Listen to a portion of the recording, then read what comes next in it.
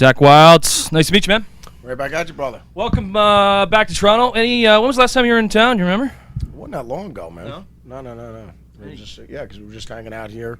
Actually, we actually did the same venue. So yeah, so it's good to see our Toronto family one more time. Any good stories from Toronto back in the day, or you remember anything good that stands out? Well, we robbed a couple liquor stores, and I met a couple really nice people, and we shot some heroin light.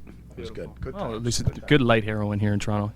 Album number 8, Always sir. health conscious. Well, you got to, right? These days, you just don't know what's out there. Exactly. Album number 8, congratulations on that. Most successful album thus far. You've been doing this for a long, long time now. Just before the album's going to be coming out, do you know that, hey, man, I think this is a fucking really good album. This might have something that people are really going to like. We just knew right after I wrote Stairway to Heaven, I said, this is phenomenal. And it's amazing what payola, drugs, and strippers can do for you. There you go. Yes. Is this, now, I know there's a rumor going around that, I heard something that, is it true that you have sold more albums? I am not joining Chippendales and Thunder Down Under. Okay, there we go, folks. There's the exclusive. There's the exclusive. You got it from the man himself. Also, we should mention, how about all these Justin Bieber fans that think their guitar player came up with the bullseye guitar? Comment, sir. Dan Cantor, God bless him. We have now sold over 2.3 million of the bullseye Les Pauls. Thank you to Dan, Father Cantor. Dan's awesome. Yeah. Without a doubt, man. Yeah. Without a doubt. Dan's super cool, man. Yeah, he's the MD over there, so, but no, God bless him, man. Yeah. That's what it's for. And guitar's for everybody, man. Cool. Let's talk about this new drummer, this Will guy. How's he shaping up? Is he okay? Who's that, buddy? This your new drummer. Your new drummer, Will, sorry. Oh, yes, Father Will over there. So, no, Will's great, man. He was playing with Static X when we ran into Will. So, we're at the point now, like I said, Craig, our brother Craigo over there with the New Orleans chapter and everything like that. Craigo, nobody ever quits Black Label or gets fired from Black Label. The beautiful thing, it's a unique situation. I mean, it's just one gigantic family. So you can always either come and go as you please or whatever. So, like I said, if you can make more money with Thunder Down Under or Chippendales, you always knock that out because it's family first, and then you can always come back to your other family. So that's the way it works. But, no, Will, representing the Florida chapter over there, and Will is throwing down. Without a doubt. What? Tell us a little bit about the Black Label bunker. What's it all about? Well, no, we got the recording studio in there right now. No, it's awesome. I mean, it's definitely we test drove the whole thing, so now we can record, mix the whole 9 yards in the studio. So it's great. So now, like any other projects, now that we have Panworks, our own label and everything like that, I'm gonna, whatever acts I sign, I could produce them right in the bunker. So it's great, without a doubt.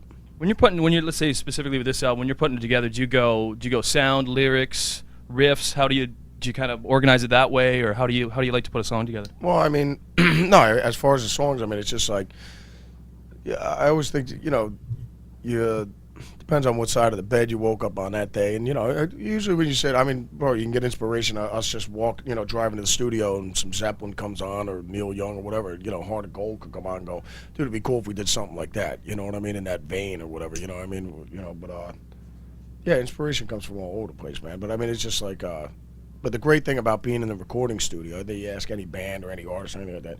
I mean, it's just instant gratification. It's just like a little kid with a coloring book and you got a million crayons, you know what I mean?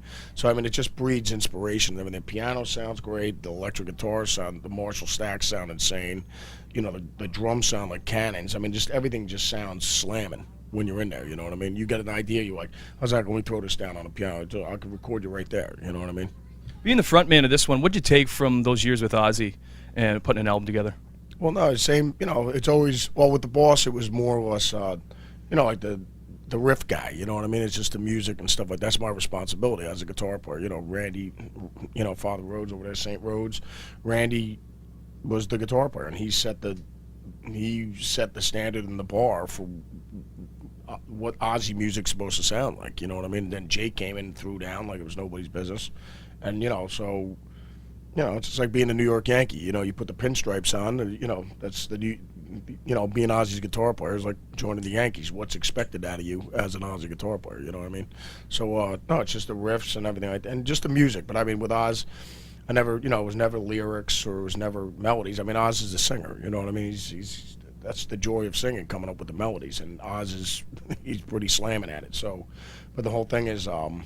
Yeah, but I mean, with Black Label, it's just there's just so many hats to wear. It's like moving out of your parents' house and you live in your own house now. You know, I mean, it's just like your own apartment or whatever. You know, now it's lyrics, melodies, the music, production, the mixes, the whole nine. You know, it's just more hands on. Do you kind of keep tabs on what those cats are doing these days? Because I know they're on tour right now. I think boss? that yeah. With Oz, I talked to him not too long ago. He's doing great. He's out there kicking ass. The new guitar player Gus G is awesome, and then Blasco. He's a Black Label brother, so I talked to Blasco, and the guys are out there. They're kicking ass right now. So, yeah, Oz is all over the place and everything like that. And the same thing with us out here on the Black Label Berserkers. Are you getting sick and tired of people asking if everything's cool with you and Oz? No, it doesn't matter. I mean, it just gives me a chance to talk about the boss. You know what I mean? So, no, I love Oz. He's godfather of my son and everything like that. So, I mean, without the boss, I wouldn't be sitting here talking to you right now. Lastly, are the Yanks going to take out the Rangers, you think, or what are you thinking? Oh, yeah, I always got to pull for my beloved Yanks, but at the same time, all the other teams that are in there, if they didn't kick ass, they wouldn't be in there. And that's what, and aside of being a Yankee fan, I'm a baseball fan. So, if the Yankees aren't in the World Series, I still love watching baseball, But anyways, the Yankees will win everything because we've got money on that, and all the games are fixed. All right, next question. That's all I got, actually. There you go. You heard it first. You heard it first from the Mr. Wild. Yanks, the fix is in, and we knew it. We knew it. Let me ask you this on the Black Label View. Should they have instant replay in baseball or not? You have 2 seconds to answer this question. They should have instant replay on home runs. That is it. Enough said. Okay, I'm going to tell you right now, I think it should just be like football. I think you should have 3 flags that the manager can throw out and contest at least 3 calls. Not balls or strikes, but any outs at first, second, third at home, and also, like you said, the home runs. How long is a Yankees game right now? Do you ever watch a Yankees Red Sox games? That game would be 4 hours long. That game would be 4 hours long. I have been watching the playoffs right now, and there have been horrendous calls made throughout. And as a baseball fan, it's kind of disgusting when you're seeing. So what you're saying is, what I'm gathering is, you'd rather see incorrect calls than correct calls. Because that's the way the game is. If you look at football, human element. I do not like the human element when I'm jumping on an airplane and they go, well, usually Joe fills up the gas tank. I'm going, does the meters say it's got a full tank? It's like usually we go by Joey. He's almost batting 1,000. I don't like that. I don't like those odds. But the football thing, they say it's going to take 2 seconds and it takes 5 minutes, and then you see the replays they show on TV. It takes 2 seconds.